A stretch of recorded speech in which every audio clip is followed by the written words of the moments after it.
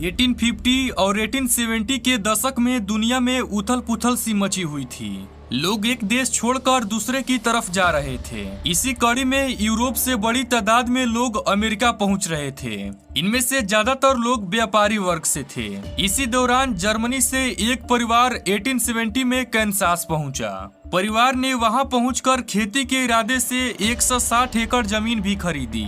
परिवार में John benders, पत्नी, एक 20 साल का बेटा और 18 साल की बेटी शामिल थी।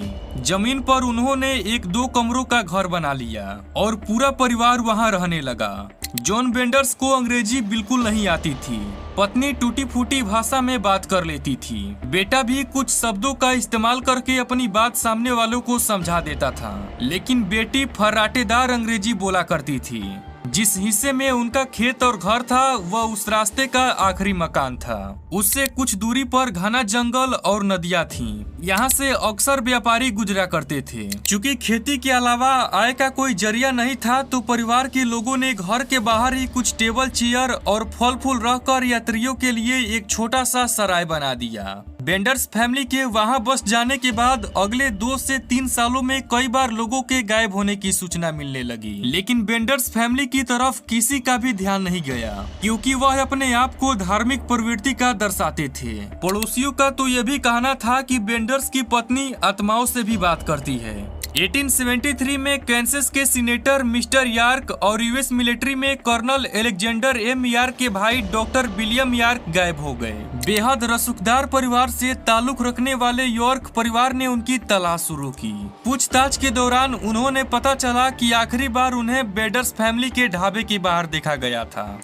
जिसके बाद बेंडर्स परिवार से पूछताछ की गई तो उन्होंने भी यही बताया कि वह यहाँ आए तो थे, लेकिन यहाँ से कहाँ गए इसकी जानकारी हमें नहीं पता। इसके बाद कर्नल और उसके साथी आगे की ओर निकल जाते हैं, लेकिन आगे जाने पर वे लोग देखते हैं कि सामने केवल नदी और जंगल ही है और वहीं से दूसरा शहर शुरू हो रहा है। अब वहीं पर वे लोग रुक जाते हैं, क्योंकि उनका मानना था कि उसके भाई का यही आखिरी ठिकाना था। अब उन लोगों के मन में 2 ही सवाल थे। पहला कि शायद डॉक्टर को किसी जंगली जानवर ने मार दिया होगा। दूसरा कि यदि वह जिंदा होंगे तो इतने बड़े जंगल में उनको कहाँ खोजे। अब कर्नल की टीम आसपास के लोगों से पूछताछ करती है, तो पूछताछ करने के दौरान एक आदमी बेंडर्स फैमिली के बारे में बताता है और बोलता है कि यह फैमिली थोड़ी अजीब फैमिली है। इस फैमिली में जो महिला है वह भूतों से बात करती है और इस फैमिली का व्यवहार भी सबसे अलग है। यह लोग किसी भी इंसान के साथ ज्यादा घुलते मिलते नहीं हैं, केवल अपने काम से काम रखते हैं। कर्नल को अब दोबारा से बेंडर्स फैमिली पर शक होने लगा, क्योंकि वही आखिरी लोग थे जो डॉक्टर से मिले थे। इसीलिए पूरी टीम फिर से उस फैमिली के पास जाती है और इस बार उनकी टीम चारों मेंबर से अलग अलग बात करती है और चारों से एक ही सवाल पूछा जाता है कि विलियम यार्क यहाँ कब आए थे। लेकिन शॉकिंग की बात पता है क्या है कि चारों का जवाब अलग अलग था। पति का कहना था कि डॉक्टर विलियम सुबह के टाइम पर होटल में आए थे और यहाँ खाना खाने के बाद वह वापस चले गए, और पत्नी का कहना था कि डॉक्टर विलियम शाम को आए थे और खाना खाने के बाद रात यही बिताए और सुबह यहाँ से गए। इस प्रकार चारों लोगों का जवाब अलग अलग था, जिससे पूरी टीम का शक इस फैमिली पर और ज्यादा बढ़ गया। इसी बीच एक साथी ने कहा क्यों न हम इन सभी को उठाकर पुलिस स्टेशन में ले चले और वहाँ सख्ती से सभी से पूछताछ करेंगे। लेकिन कर्नल यहाँ पर वसूलों वाला इंसान था। उसने कहा कि हमारे पास इस फैमिली के ऊपर कोई पुख्ता सबूत नहीं है, इसीलिए पहले सबूत खोजे जाएंगे तब इस फैमिली को उठाया जाएगा। इसीलिए पूरी की पूरी टीम सबूत इकट्ठा करने में लग जाती है, जिसके लिए सभी लोग इधर उधर हो जाते हैं, क्योंकि उनको डर भी था कि कहीं बेंडर्स फैमिली को शक ना हो जाए। अब इन्वेस्टिगेशन का सबसे बड़ा रूल भी होता है कि जिसके ऊपर हो रही हो उसको पता नहीं चलना चाहिए। अब इस बार करीब 1 हफ्ते बाद डॉक्टर की पूरी टीम बेंडर्स फैमिली के पास जाती है और वह भी पूरे सबूत के साथ। वहां पहुंचने पर यह पता चलता है कि पिछले कुछ दिनों से बेंडर्स फैमिली का कोई भी मेंबर नजर नहीं आया है।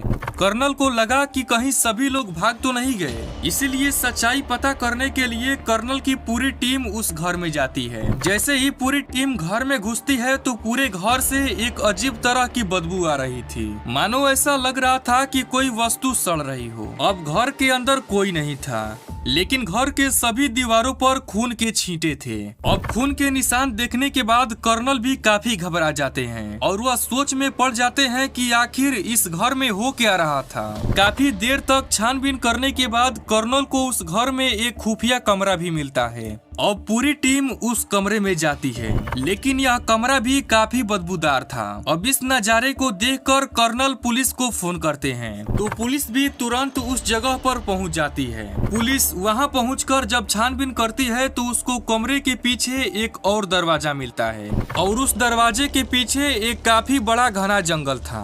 जब कर्नल और पुलिस की टीम उस गार्डन में पहुंचती है तो देखती है कि एक पेड़ के नीचे की जमीन थोड़ी ढीली नजर आ रही है। ऐसा लग रहा था कि किसी ने अभी अभी यहाँ पर खुदाई की है। पुलिस वाले को शक होता है तो पुलिस भी वहाँ खुदाई शुरू करवा देती है और खुदाई के दौरान वहाँ पर एक लाश मिलता है और इतना ही नहीं, उस बॉडी से सर को अलग किया गया था और चेहरे को भी बिगाड़ दिया गया था ताकि विक्टिम की पहचान ना हो सके।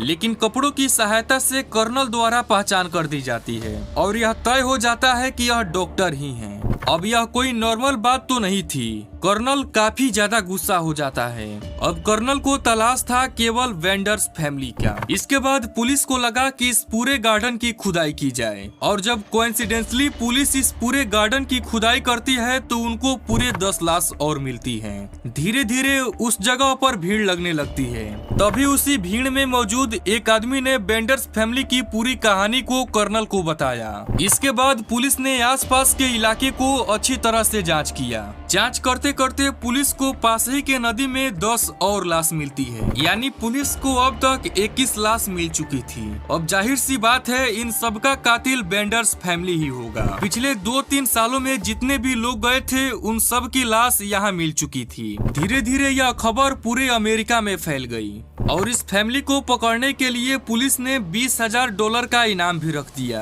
क्योंकि पुलिस इस केस से तंग आ चुकी थी। वह चाहती थी कि इस केस को जल्द से जल्द निपटाया जाए। अब इस केस में पुलिस के साथ साथ कर्नल की टीम भी काम कर रही थी और इसके साथ साथ कुछ डिटेक्टिव भी इस केस को सुलझाने में लग गए थे। अभी तक आपने जो कहानी सुना वह वेंडर्स फैमिली की अमेरिका की कहानी थी, लेकिन वह इससे पहले जर्मनी में क्या करते थे इसके बारे में डिटेक्टिव एजेंसी ने पता लगा ही लिया। जांच में पता चलता है कि जॉन की पत्नी का नाम अल्वीरा था। अल्वीरा की शादी जॉन से 27 साल की उम्र में हो चुकी थी, लेकिन यह अल्वीरा की पहली शादी नहीं थी, बल्कि इससे पहले उसकी कई शादियां हो चुकी थी, लेकिन उसमें से कोई भी जिंदा नहीं बचा क्योंकि उन लोगों का भी हत्या हो चुकी थी, लेकिन उनका हत्यारा आज तक नहीं पकड़ा गया है। अब जाहिर सी बात है उन लोगों को भी अल्वीरा ने ही मारा होगा। अल्वीरा के अंदर एक गुण भी था, वह किसी भी भूत प्रेत से बात कर सकती थी। वह अपने बेटी को भी इसी तरह का गुण सिखाती थी। बेटी को लग रहा था कि उसकी माँ उसको अच्छी शिक्षा दे रही हैं। इन सब चीजों के कारण उन दोनों का दिमाग भूत प्रेत में ही लगा रहता था, जिसके कारण उन दोनों की दिमागी हालत खराब होने लगी। अब जितने भी सीरियल किलर हुए उन लोगों में एक बात कॉमन रहती है कि उन लोगों का दिमागी हालत ठीक नहीं रहता है। अब पुलिस ने बेंडर्स फैमिली को खोजने की बहुत ही कोशिश की, लेकिन पूरे अमेरिका में वह फैमिली कहीं और नजर नहीं आया। खैर यह सब तो अब मर चुके होंगे, लेकिन यह फैमिली आज तक अमेरिका के लिए एक मिस्ट्री बना हुआ है।